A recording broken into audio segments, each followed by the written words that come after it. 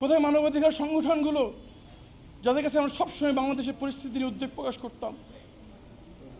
গত 16টি বছর সংবিধানের ধারাগুলো একটি কাগজের উপর কালি ছোপ মাত্র ছিল, আর কিছুই অবশিষ্ট ছিল না। আজকে এই বিচারের প্রক্রিয়া শুরুর মাধ্যমে আমাদের আশা যে বাংলাদেশের সংবিধান শুধু একটি লেখা বা বই নয়,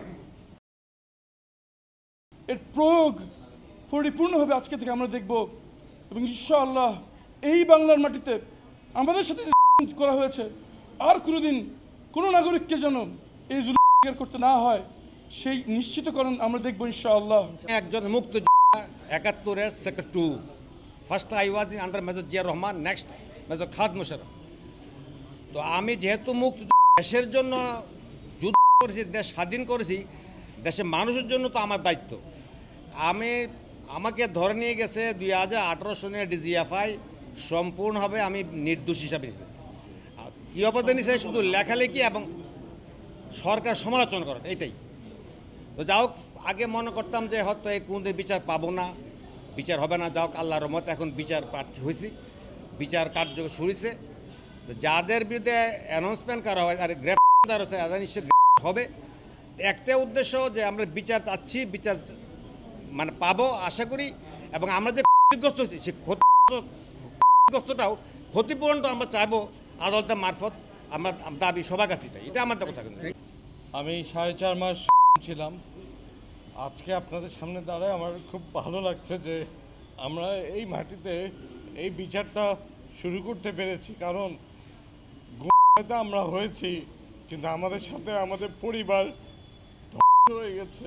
আমাদের পরিবারের মনোভাব, তারা যেই অত্যাচারের ভিতর দিয়ে গেছে, মানসিক অত্যাচার, এটার থেকে তারা বের হয়ে উঠতে অনেক কষ্ট হচ্ছে। আর আপনারা কতটুকু জানেন বা অনুভব করতে পারেন জানি না, কিন্তু বাংলাদেশের মাটিতে রাজনীতি করা কোনো দোষ না। আমরা রাজনীতি করেছি বলে আমাদেরকে আয়নাঘরে যেতে হয়েছে, কিন্তু আমাদের পরিবার কোনো দোষ করে নাই, আমরাও কোনো দোষ করি নাই। এই বিচারটা এই মাটিতে হবে। আর যারা আমাদের সাথে এই অত্যাচার করেছে, আমি আল্লাহর কাছে বিচার দিয়ে এসেছি।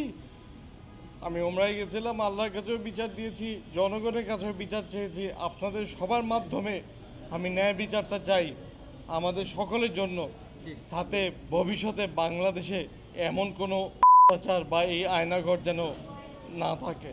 প্রক্রিয়া আমি 22 সালে বলেছিলাম ডিজিএফআইতে আয়নাঘর আছে, ওখানে আদমি স্যার আছে। আজকে সেই বিচার শুরু হলো। মহান আল্লাহর কাছে এটুকুই বলবো, আমরা সবাই ন্যায় বিচার পাবো, যত বড়ই হোক কেউ ছাড়বে না।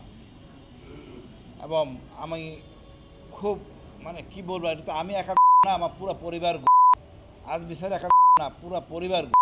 এটা কি কষ্ট বোঝানো যাবে না। আমি মনে করি আদালত উচিত হবে এদেরকে আয়নাঘরে রেখে দিয়ে বিচার করা হোক। আয়নাঘরটা কত কষ্টের, ওইখানে রেখে দিয়ে বিচার করা হোক।